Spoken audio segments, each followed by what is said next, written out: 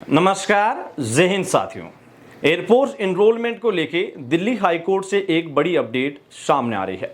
Delhi high court में 84 candidate ने एक एनरोलमेंट को लेके याचिका दायर की थी, जिसको लेके कल सुनवाई हुई और उस सुनवाई के माध्यम से केंद्र सरकार ने, मिनिस्ट्री ऑफ डिफेंस ने, या बोले तो एयरफोर्स की ओर से जो पक्ष रखा गया है वो पूरी की पूरी जानकारी इस वीडियो के माध्यम से मैं आपको देने जा रहा हूं। लेकिन सबसे पहले जो हमारे आर्मी एग्जाम वाले जो भाई जो लगातार इंतजार कर रहे हैं कि एयरफोर्स एनरोलमेंट को लेके तो कोर्ट की अपडेट सामने आ रही है। आखिरकार आर्मी एग्जाम को लेके वर्तमान में जो याचिकाएं दायर हुई थी कोर्ट में, उनका स्टेटस क्या है, तो उनको बता दें कि दिल्ली हाई कोर्ट में आपके लिए याचिका दायर हो चुकी है। इसके साथ साथ हमारे कई साथी इसको लेके सुप्रीम कोर्ट में रिट पिटीशन व पीआईएल दायर कर चुके हैं। दोनों कोर्ट के अंदर अनुमान ये है, संभावना ये है कि आगामी सप्ताह में सुनवाई शुरू हो जाएगी और उम्मीद तो ये भी है कि आगामी सप्ताह के शुरुआती दिनों में इसको लेके कोर्ट का जो भी संज्ञान है या कोर्ट से आर्मी एग्जाम को लेके कुछ ना कुछ अपडेट सामने आ सकती है। अब बात करते हैं एयरफोर्स एनरोलमेंट की। दिल्ली हाई कोर्ट से क्या अपडेट है, कल क्या सुनवाई हुई है उसके ऊपर। दिल्ली हाई कोर्ट में 84 कैंडिडेट, बोले तो 84 कैंडिडेट्स ने एक याचिका दायर की थी, जिस याचिका के अंदर पुरानी भर्ती प्रक्रिया के तहत जिनका एनरोलमेंट बाकी था उसका जिक्र किया गया है। कोर्ट के समक्ष इन युवाओं का कहना है कि वर्तमान स्थिति तक उनका एनरोलमेंट पेंडिंग में है और नई सैन्य भर्ती योजना के आने से एक असमंजस की स्थिति अभी भी उनके लिए बनी हुई है। कोर्ट में केंद्र सरकार की ओर से additional solicitor general Chetan Sharma ने अपना पक्ष रखा। केंद्र सरकार, मिनिस्ट्री ऑफ डिफेंस की ओर से कहा गया है कि आगामी तिथि तक, साधारण भाषा में कहे तो जो याचिका करता है उनको कोर्ट ने आगामी तिथि दी है, आगामी तारीख दी है सुनवाई के लिए। इसके ऊपर एडिशनल सॉलिसिटर जनरल ने कहा है कि आगामी तिथि में जब सुनवाई होगी उससे पहले इस भर्ती प्रक्रिया की पूरी जानकारी हम एयरफोर्स की ओर से, पूरी भर्ती प्रोसीजर्स है वो, और जो हमारे एविडेंस है, जो हमारी दलीलें हैं इस भर्ती प्रक्रिया को लेके, या बोले तो क्लियरेंस कोर्ट के अंदर उनकी ओर से रखा जाएगा। आपको कोर्ट के ओर से केंद्र सरकार की जो ये पूरी प्रोसीजर्स है वो आपको समझाते हैं। देखिए, केंद्र सरकार की ओर से जो भी कानूनी प्रक्रिया होती है उसका सबसे मेन जो विधि का जो अधिकारी होता है उसको माना जाता है अटॉर्नी जनरल को। ये पूरे भारत सरकार को कानूनी सलाह प्रदान करता है। इन अटॉर्नी जनरल की सहायता के लिए होते हैं सॉलिसिटर जनरल। आखिरकार ये जो सॉलिसिटर जनरल होते हैं वो भी एक होते हैं और वो केंद्र सरकार को सलाह नहीं देते बल्कि अटॉर्नी जनरल को सलाह देते हैं।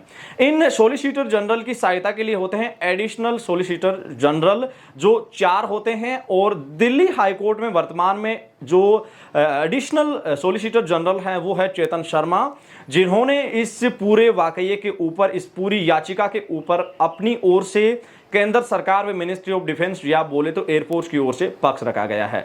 हालांकि इस सुनवाई के दरमियान जो सुप्रीम कोर्ट में जो याचिका लगी हुई है उसके ऊपर भी कोर्ट की ओर से कुछ बातें कही गई, लेकिन याचिकाकर्ता की जो हमारे अधिवक्ता थे उनकी ओर से कहा गया कि हमारी याचिका का अग्निपथ स्कीम से कोई लेना देना नहीं है, बल्कि बोले तो कोई संबंध नहीं है, क्योंकि हम पुरानी भर्ती प्रक्रिया को पूर्ण करने की मांग कर रहे हैं। जो भर्ती प्रक्रिया एक तरीके से 99% कंप्लीट हो चुकी है, हम चाहते हैं कि यह भर्ती प्रक्रिया पूरी हो। हमारा अग्निपथ स्कीम से कोई भी इस याचिका का संबंध नहीं है। इसके ऊपर जो एडिशनल सॉलिसिटर जनरल है उन्होंने अपनी प्रतिक्रिया दी है और उनका कहना है कि आगामी सुनवाई तक वो पूरी की पूरी इस भर्ती प्रक्रिया की जो भी प्रोसीजर रही है, जो भी जानकारी है या अभी वर्तमान का स्टेटस क्या है, इसको लेके क्लियरेंस कोर्ट के अंदर आगामी सुनवाई तक रखने का पूरा प्रयास करेंगे, और प्रयास नहीं बल्कि वो रख भी देंगे। तो ये ताज़ा अपडेट थी, अभी तक सबसे बड़ी अपडेट जो सरकार की ओर से जवाब है वो दिल्ली हाई कोर्ट में रखा गया है।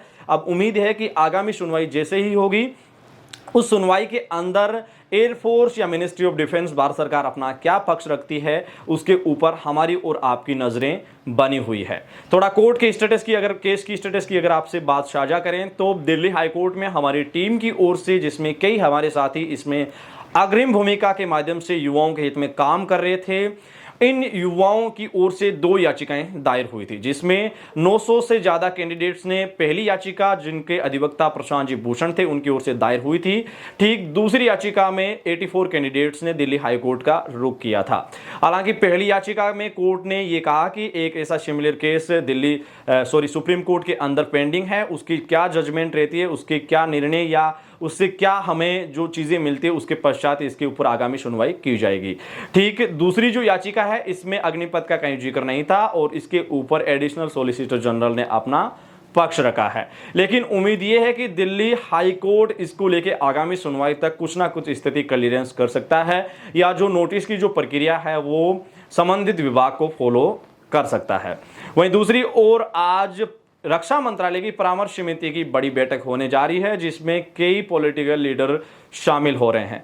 अलग अलग पॉलिटिकल पार्टियों को नेतृत्व करने वाले कई नेता इस मीटिंग में शामिल हो रहे हैं और यहां से उम्मीद इस बात की जा रही है कि अग्निपथ स्कीम को लेकर आगामी लोकसभा सेशन में, राज्यसभा या बोले तो सदन के आगामी सत्र में, मानसून सत्र में, ये जो पॉलिटिकल लीडर है अलग अलग पार्टियों का जो नेतृत्व कर रहे हैं ये मांग कर सकते हैं इसके ऊपर चर्चा को लेके।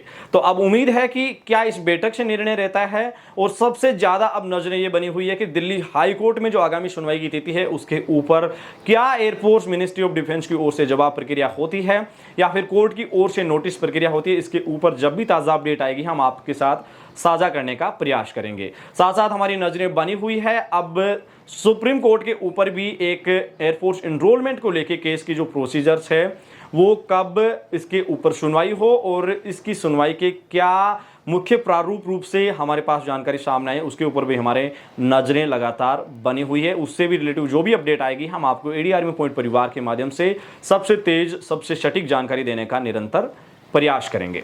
साथियों, दिल्ली हाई कोर्ट में हुई इस सुनवाई के ऊपर आप अपनी क्या राय रखते हैं हमें जरूर भेजिएगा। साथ साथ आर्मी वाले हमारे जो भाई आर्मी एग्जाम में जो वर्तमान स्थिति में पेंडिंग में है उन साथियों के लिए बता दें कि आपके लिए भी दिल्ली हाई कोर्ट में याचिका दायर हमारी ओर से हो चुकी है।